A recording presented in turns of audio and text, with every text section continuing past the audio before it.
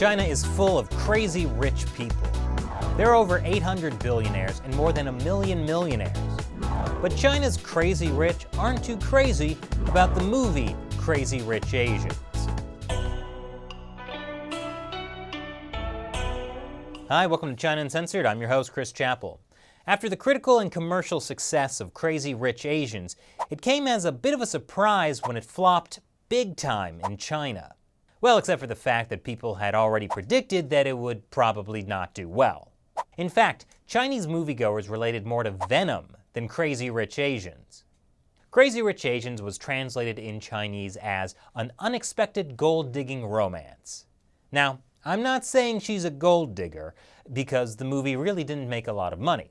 It only brought in $1.2 million in tickets during its opening weekend. And on Chinese movie review sites, the reviews were not so good. This one says, "I was told that in the United States people are going crazy over the all-Asian cast, but that's nothing special in China." Another user writes, "It's like selling American-style Chinese food in China." Others said it reinforced the stereotype that Chinese people now are rich and all they do is buy, buy, buy. Which seems weird because in the West, it was received as a triumph of representation as well as just a good film. So, what happened? Some say American rom-coms just don't do well in China. The last studio-backed romantic comedy to get into Chinese theaters was Bridget Jones' Baby. It didn't even crack $1 million.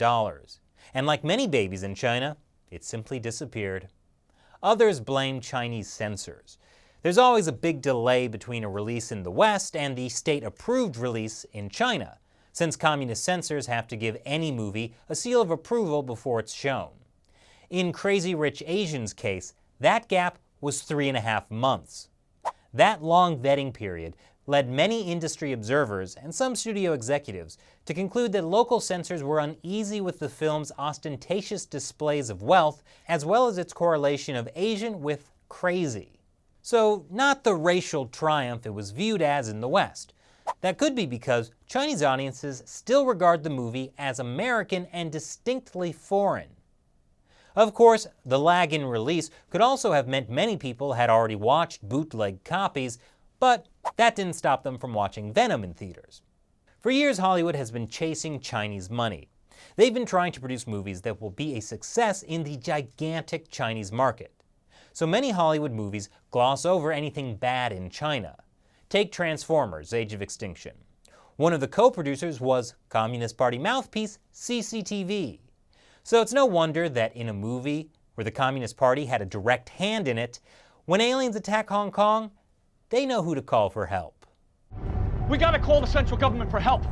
So, will the flop of Crazy Rich Asians change things for Hollywood and China? Not necessarily, but it does show that the Chinese market isn't required for a movie to be successful and hugely profitable. And relying on the Chinese market isn't sustainable for Hollywood over the long term, as the Chinese government tries to boost its own domestic films. So I'm sure Hollywood will learn the correct lesson from Crazy Rich Asians' failure in China and stop relying so much on that market. Or they're going to stop making movies with Asian actors and make more campy action movies with Tom Hardy. So, what do you think about Crazy Rich Asians' flop? Leave your comments below. And before you go, now is the time when I answer a question from a fan who supports China Uncensored on the crowdfunding website Patreon. Large, though, asks, is there a group CCP has not persecuted? That's a really good question.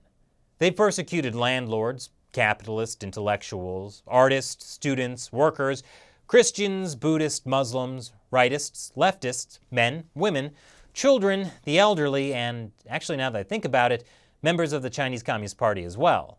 Which just goes to show you that in a communist system, everyone is equally at risk of being persecuted. The Communist Party has even persecuted small birds. I'm not kidding. If you want to hear more about that one, let me know. Right now, I can't think of any group the CCP hasn't persecuted, but if someone can name a group, leave it in the comments below. And remember, if you want to have your question answered on the show, sign up to support China Uncensored on Patreon. Go to patreon.com/China Uncensored to learn more. We'll give you some cool perks as well. Once again, I'm your host, Chris Chappell. Thanks for watching China Uncensored.